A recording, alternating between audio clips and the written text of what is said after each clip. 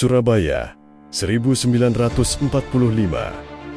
Kota itu berdebu, panas, penuh suara truk tentara sekutu yang mondar-mandir di jalanan.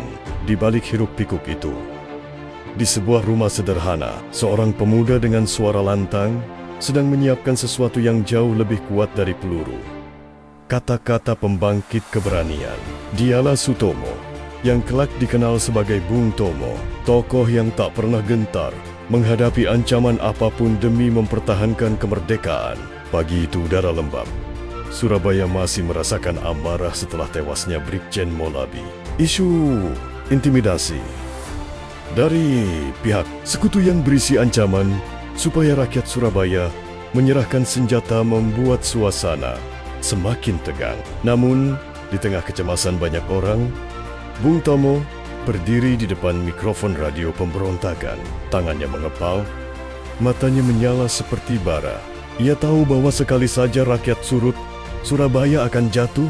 Indonesia yang baru merdeka beberapa bulan bisa kembali direbut. Suara nafasnya terdengar berat sebelum ia mulai berbicara. Tetapi ketika kalimat pertama keluar, suaranya berubah menjadi guntur yang membelah langit Surabaya. Saudara-saudara, selama matahari masih terbit di timur dan tidak terbit di barat, kita tidak akan menyerah kepada siapapun. Gelombang radio itu meluncur ke seluruh penjuru kota. Warung kopi, markas pejuang rame-rame. Penduduk semua hening mendengarkan. Beberapa pemuda yang semula ragu, kini mengepalkan tangan mereka. Para ibu yang merasa takut, kini mengusap air mata, menggenggam harapan bahwa kota ini masih bisa bertahan.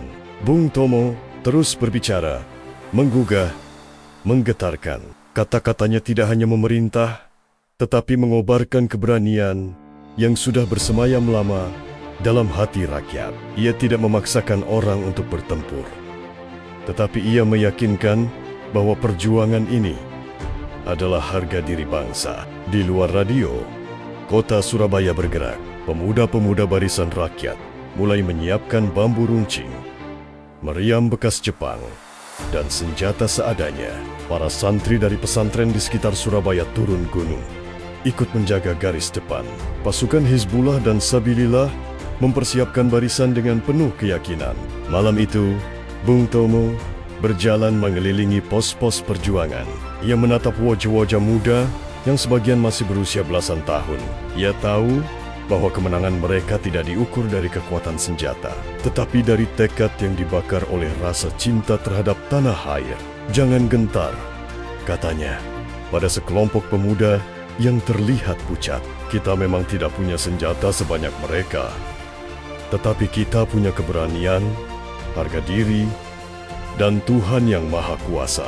Tanggal 10 November 1945, fajar baru saja menyingsing ketika dentuman meriam sekutu mengguncang kota. Langit Surabaya berubah menjadi gelap oleh asap dan debu. Pasukan Inggris menyerang dari darat, laut, dan udara. Tetapi sesuatu yang tidak mereka duga terjadi. Rakyat Surabaya tidak mundur. Dari jalan-jalan kecil muncullah teriakan para pejuang. Dari lorong-lorong kampung mengalir pasukan rakyat yang siap mati. Di mana-mana berkibar bendera merah putih. Tidak satu pun dari mereka melarikan diri. Di stasiun radio, Bung Tomo terus bersuara, meski gedung itu bergetar oleh ledakan. Setiap kalimatnya seperti obat penawar rasa takut. Kita lebih baik hancur daripada dijajah kembali. Merdeka atau mati. Suara itu menggema di tengah pertempuran yang tak seimbang.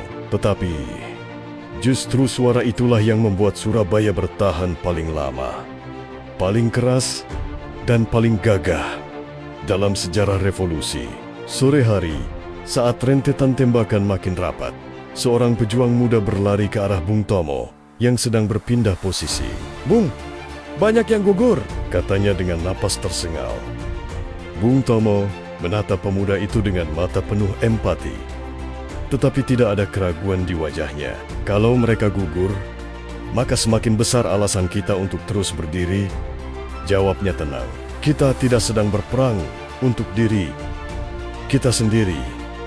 Nak, kita berperang untuk seluruh anak cucu negeri ini. Hari itu, Surabaya mungkin tidak menang dalam arti militer, tapi mereka memenangkan sesuatu yang jauh lebih besar.